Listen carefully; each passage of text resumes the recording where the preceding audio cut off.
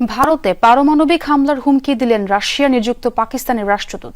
সংবাদ মাধ্যম আরটিকে দেয়া সাক্ষাৎকারে তিনি দাবি করেন, নয়াদিল্লি পাকিস্তানের নির্দিষ্ট কিছু স্থানে হামলার পরিকল্পনা করছে। যুদ্ধের শঙ্কায় পাকিস্তান নিয়ন্ত্রিত কাশ্মীরে 2 মাসের জন্য খাদ্য মজুদের নির্দেশ দিয়েছে কর্তৃপক্ষ। এদিকে এখনও সন্ত্রাসীদের ধরতে না পারায় ভারত সরকারের সমালোচনা করছেন দেশটির বিরোধী দলগুলো। গ্লিটারের টুইন লেমন ও অ্যান্টিব্যাকটেরিয়াল ফর্মুলা বাসনকে চকচকে জীবাণুমুক্ত করে আমাদের দেয় গ্লিটার গ্যারান্টি। পাকিস্তান নিয়ন্ত্রিত কাশ্মীরে কয়েক গুণ ব্যস্ততা বেড়েছে মিল শ্রমিকদের। যুদ্ধের শঙ্কায় সরকারের নির্দেশনায় গুদামে অন্তত 2 মাসের খাবার মজুত করছে স্থানীয় প্রশাসন। ব্যাপক চাহিদা বেড়েছে নিত্যপণ্যের বাজারগুলোতেও। সরকারি নির্দেশনা অনুসারে নিয়ন্ত্রণ রেখার কাছাকাছি সমস্ত ডিপোতে পাঠানো হচ্ছে আটা।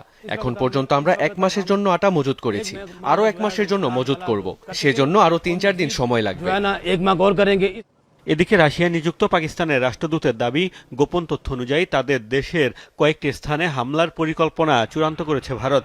এমন কিছু ঘটলে প্রয়োজনে পারমাণবিক হামলার হুঁশিয়ারি দিয়েছেন এই কূটনীতিক। কিছু ফাঁস হওয়া নথিতে দেখা গেছে ভারত পাকিস্তানের নির্দিষ্ট কয়েকটি এলাকায় হামলার সিদ্ধান্ত নিয়েছে। কাজেই আমরা ধরে নিয়েছি এমন কিছু ঘটতে যাচ্ছে। তাদের প্রতিরোধে আমরা আমাদের সর্বশক্তি ব্যয় করব, সেটি প্রচলিত অস্ত্রের মাধ্যমেই হোক অথবা পারমাণবিক অস্ত্র। হামলার 1.5 সপ্তাহ পেরিয়ে গেলেও এখনো কোনো সন্ত্রাসীকে ধরতে পারেনি ভারত সরকার। আর তাই দেশটির বিরোধী দলগুলোর তোপের মুখে পড়েছে মোদী প্রশাসন। শহীদ কিয়া গয়া হ্যায় পহলগাম। নিহত 26 জনের আত্মা সত্যিকার অর্থে শ্রদ্ধা ও শান্তি পেত যদি সেই ভয়ঙ্কর সন্ত্রাসীরা যারা নিরীহ মানুষকে শহীদ করেছে তাদের কৃতকর্মের জন্য শাস্তি পেত। আবারও সরকারকে বলবো, জেগে উঠুন। আমাদের পূর্ণ সমর্থন রয়েছে আপনাদের প্রতি। সন্ত্রাসবাদের বিরুদ্ধে একটি চূড়ান্ত লড়াই শুরু করুন। এদিকে পাকিস্তান ও ভারতের বিভিন্ন স্থানে বিক্ষোভ পাল্টা বিক্ষোভ করেছে দেশ দুটির সাধারণ জনগণ।